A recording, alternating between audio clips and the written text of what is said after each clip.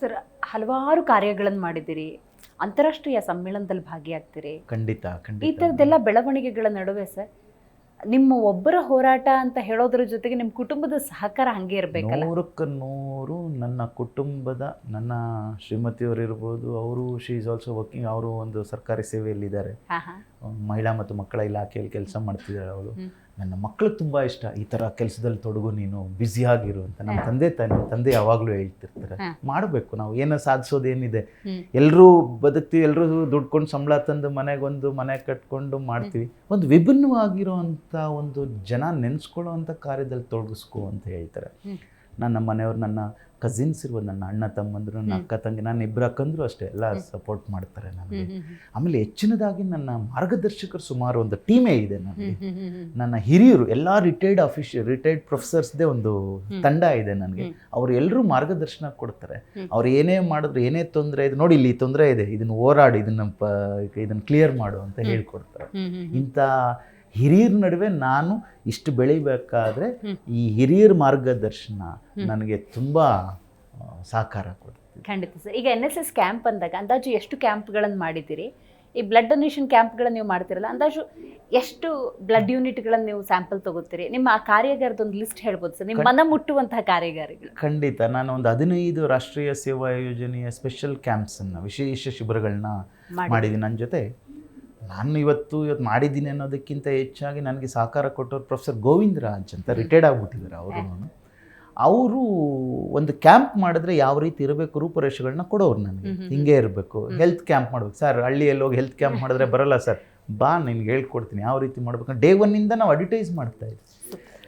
ನಾವು ನಮ್ಮ ಕಿಮ್ಸ್ ಹಾಸ್ಪಿಟ್ಲ್ ಇದೆ, ಸುಸಜ್ಜಿತವಾದಂಥ ನಮ್ಮ ಆಸ್ಪತ್ರೆ, ಅಲ್ಲಿ ನಮ್ಮ ಅಧ್ಯಕ್ಷರು ಕೆಂಚಪ್ಪಗೌಡರು ಅಂತಿದ್ದಾರೆ, ನಮ್ಮ ಸೆಕ್ರೆಟ್ರಿ ಕೋನಪ್ ರೆಡ್ಡಿ ಅವರು ಅಂತಿದ್ದಾರೆ. ಈ ಥರ ಅವ್ರನ್ನ ಹೋಗಿ ರಿಕ್ವೆಸ್ಟ್ ಮಾಡ್ಕೊಳ್ತಾ ಇದ್ವಿ. ಆ ಟೈಮಲ್ಲಿ ಯಾರು ಅಧ್ಯಕ್ಷರು, ಯಾರು ಸೆಕ್ರೆಟರಿ ಇರ್ತಾರೆ, ಈ ಥರ ನಮಗೆ ಡಾಕ್ಟರ್ಸ್ ಬೇಕು, ಒಂದು ಕ್ಯಾಂಪ್ ಮಾಡ್ತೀವಿ. ಒಂದು ಹಳ್ಳಿಯಲ್ಲಿ ಕ್ಯಾಂಪ್ ಮಾಡಿದಾಗ ಆ ಕ್ಯಾಂಪಲ್ಲಿ ಬೆಳಗ್ಗೆ 5 ಗಂಟೆಗೆ ಬಂದು ಕ್ಯೂ ನಿಂತ್ಕೊಳ್ಳೋರು.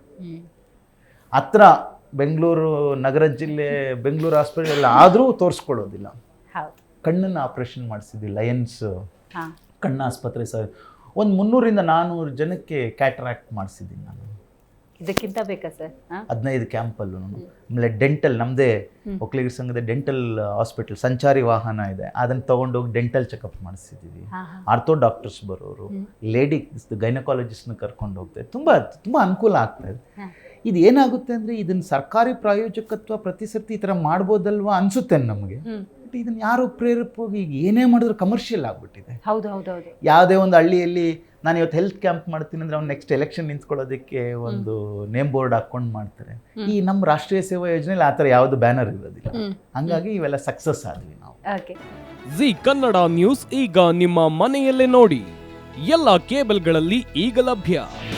ನಿಮ್ಮ ನೆಚ್ಚಿನ ಜಿ ಕನ್ನಡ ನ್ಯೂಸ್ ಈಗ ಸನ್ ಡೈರೆಕ್ಟ್ ನಲ್ಲಿ number 292, Tata play number 1664, Jio TV number 1334, NXT digital number 30, in cable number 30, city networks 51, U digital number 162, GTPL number 17, Rockline telecommunications number 42, Shri Basaveshwara cable number 168, rural cable network 60, Vinayaka digital 57, Abhishek cable 821, city channel 53, Siddeshwara cable network 57, V4 digital Infotech 628, Surya digital networks 53, Gajanan digital number 836, Malnad infotech private limited number